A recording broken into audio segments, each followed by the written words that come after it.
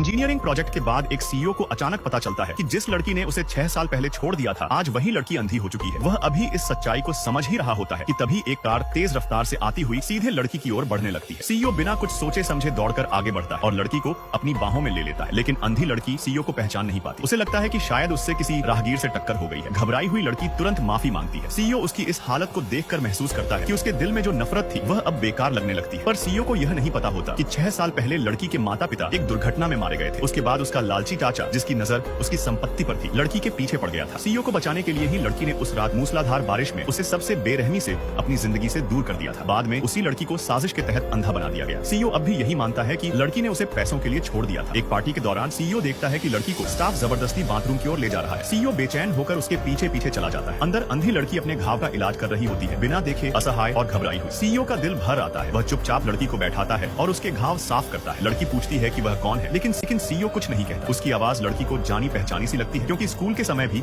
एक लड़का इसी तरह उसके घाव पर पट्टी बांधता था। अनायास ही लड़की उसका नाम ले लेती है, लेकिन सीईओ घबराकर इनकार कर देता है और वहाँ से चला जाता है। लड़की भी खुद को समझा लेती है कि जिसने उसे छोड़ दिया वह उसकी मदद कैसे कर सकता है। पार्टी हॉल में सीईओ सुनता है कि एक चालाक लड़की उस अंधी लड़की के बारे में बुरी बातें कर रही है। वह कहती है कि लड़की अंधी होने के बावजूद लोगों को फंसाने का हुनर रखती है। यहाँ तक कि 60 साल का एक अमीर व्यापारी 1 करोड़ के प्रोजेक्ट के बदले उससे शादी करना चाहता है। यह सुनकर सीईओ का खून खौल उठता है। उसे पता चलता है कि वह आदमी बहुत बूढ़ा है। सीईओ गुस्से में आकर उस चालाक लड़की से कहता है कि वह उसे अपने पिता से मिलवाए, क्योंकि वह शादी का रिश्ता करना चाहता है। वह लड़की खुशी से फूली नहीं समाती। उसे लगता है कि सीईओ उसी से शादी करेगा, लेकिन सीईओ का इरादा कुछ और ही होता है। असल में वह चालाक लड़की उसी लालची चाचा की बेटी होती है। जब उसके पिता को लगता है कि मानो सोने का अंडा हाथ लग गया हो, तभी सीईओ बड़ा धमाका करता है और कहता है कि वह अंधी लड़की से शादी करेगा। चाचा और उसकी बेटी हैरान रह जाते हैं। सीईओ 50 करोड़ के कॉन्ट्रैक्ट की धमकी देता है और मजबूरी में चाचा को हाँ कहनी पड़ती है। सीईओ कहता है कि लड़की से कह दो कि वह अपना सामान पैक कर, कल वह खुद उसे लेने आए। इस फैसले से चालाक लड़की आग बबूला हो जाती है। सीईओ के दोस्त कहते हैं कि वह बदला नहीं ले रहा, बल्कि आज भी उससे बेइंतहा प्यार करता है, बस दिखाता नहीं है। उधर लड़की के घर उसका चाचा कंपनी के नाम पर उस पर शादी का दबाव बनाता है। लड़की मना करती है, लेकिन चाचा उसके छोटे भाई को धमकी देता है, जो विदेश में पढ़ाई कर रहा होता है। भाई को बचाने के लिए लड़की मजबूरी में हाँ कर देती है। अगले दिन सीईओ उसे लेने आता है। भले ही वह नफरत भरी बातें करता है, लेकिन सबसे पहले लड़की को अस्पताल ले जाकर उसकी आंखों की जांच करवाता है। डॉक्टर बताता है कि लड़की पूरी तरह अंधी हो चुकी है, लेकिन अभी उम्मीद बाकी है। लड़की हैरान होती है कि सीईओ उसकी आंखों की